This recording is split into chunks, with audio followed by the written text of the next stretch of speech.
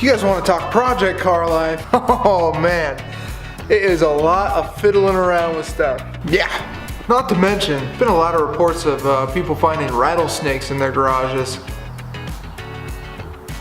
Not cool. But whatever. So today, here's what I'm doing. I have to get the ride height dialed in, but that would be the most boring video ever. So I want to do something that is a common mod to this, to the E36. I'm going to remove the cruise control as well and a few other things from the engine bay. I want to try and get it a little cleaned up for the S54 swap. Obviously when the S50 comes out, I'm going to try and talk the guys over at Boost Logic into letting me come down and clean out the engine bay as best as possible, because I want to get that. I would love to have just a very, very clean install. Also, the guy who's doing this for me over at Boost Logic, his name's Roman. So far he's been an awesome guy to work with.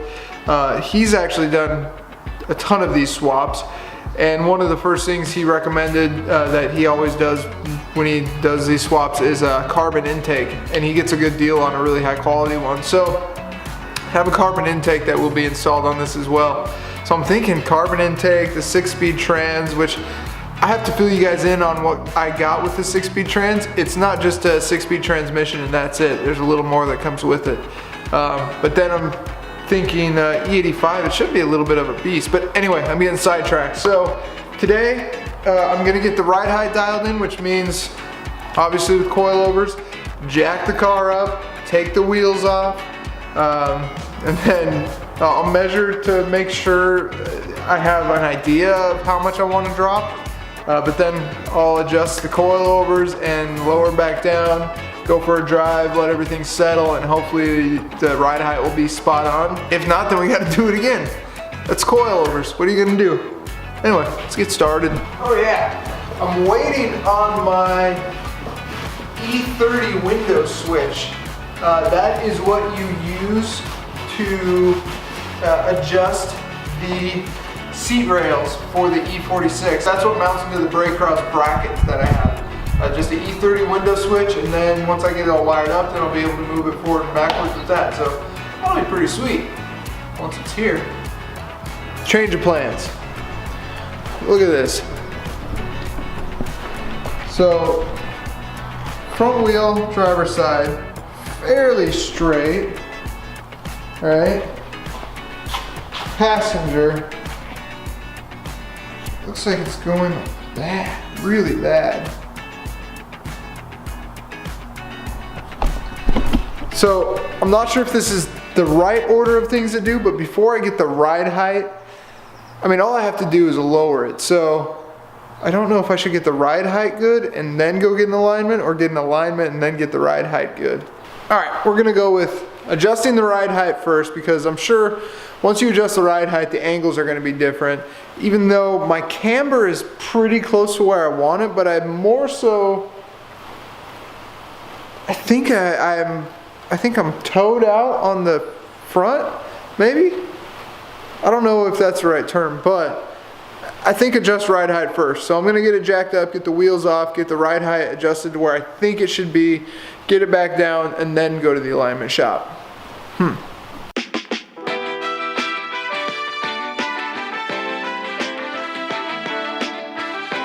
Alright, so we got the car dropped down. I adjusted the height a little bit, so it was basically a quarter in the back and half an inch up front. And it hasn't quite settled yet, I don't think, but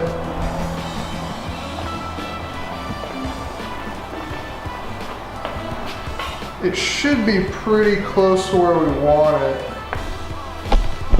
So now I'm gonna run to a local alignment place and just have them get it kind of in spec. I noticed the tie rod ends need to be adjusted to get the alignment back. Like I said, I think I have the camber kind of where I want it now. I just want to go get a quick alignment to make sure that the tie rod ends, I think, would affect the toe, maybe. I think that would affect the toe. So anyway, I'm gonna go try and get that put into shape, then come back, and then hopefully try and clean up some stuff in the engine bay. Oh man. Oh no. E36 down, boys. So this happened.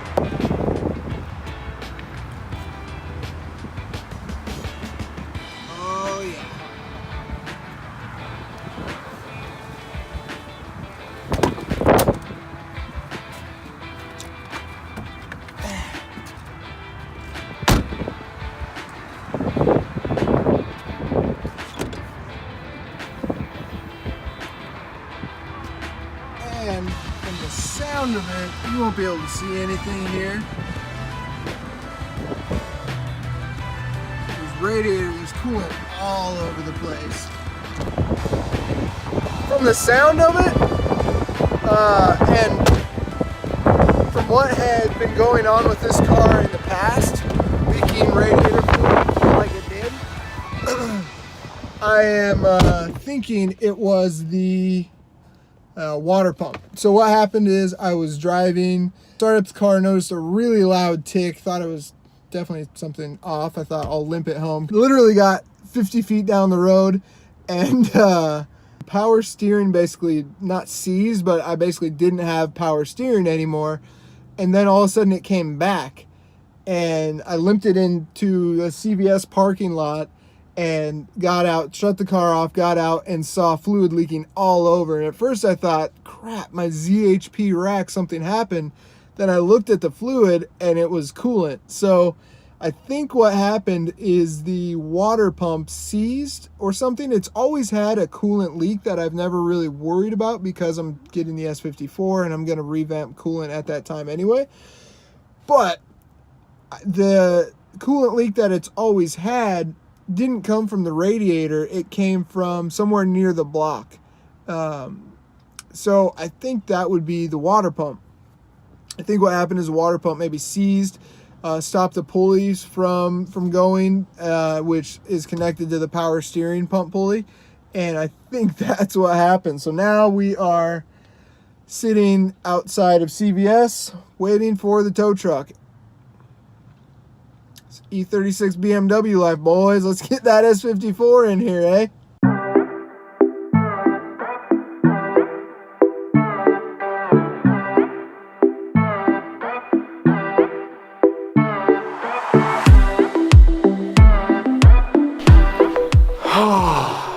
Man, you win some and you lose some, eh?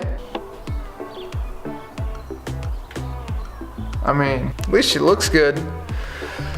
So I think it's like I said last night, I'm pretty sure it is water pump. Let's take a look at it.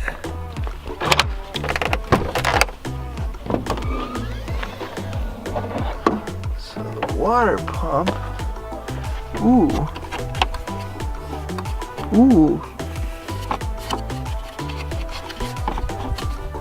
Yeah, those weren't broken before.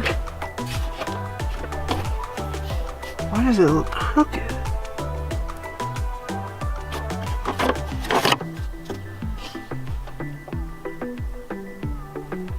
I don't know if you can see this, but this fan actually looks crooked, and it's now hitting. So the plan is to try and get it up into the garage. I'm not sure if I'm going to actually replace the water pump yet, or since I'm getting a new motor in literally no time at all, I may not even worry about it. But for now, let's see if I can get it in the garage.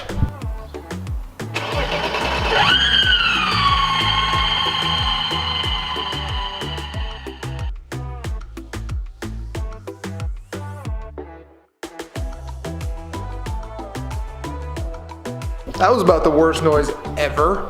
Oh God. And now she's leaking.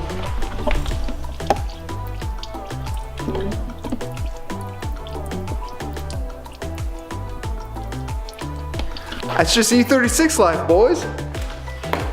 That's just what happens. So the question here is, do I spend the small amount of money to replace the water pump, or do I just have it towed to Boost Logic where I'm gonna be getting the S54 installed anyway? I mean, I want to remove cruise control because I never use cruise control and I never will on this car. So I want to do that. I also want to clean up right in here. These have been cut, and from my knowledge, I believe those are the heated windshield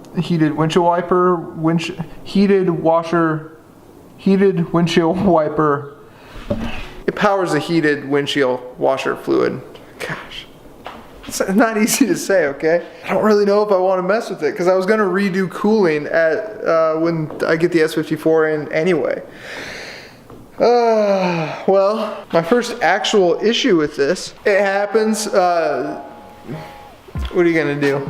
The water pump sees it's got 233,000 miles on it. I doubt it's the first water pump, but either way, it's either had a lot of mileage for a really long time or a decent amount of mileage. So, I mean, it happens. I think I'm probably gonna wait for the S54 swap. It just seems like the logical thing to do. I have a few other things I want to get done in the meantime, that being one of them. I've been talking to you guys about that for the longest time, so I'm gonna work on that this week. I just got the E30 window switch in, so I'm just gonna tackle that head on. So if you're new to the channel, smash that subscribe button, guys. It would mean a lot to me. Smash the like button. It's my first breakdown video, so thumbs up for that. And I will see you guys on the next episode. Peace.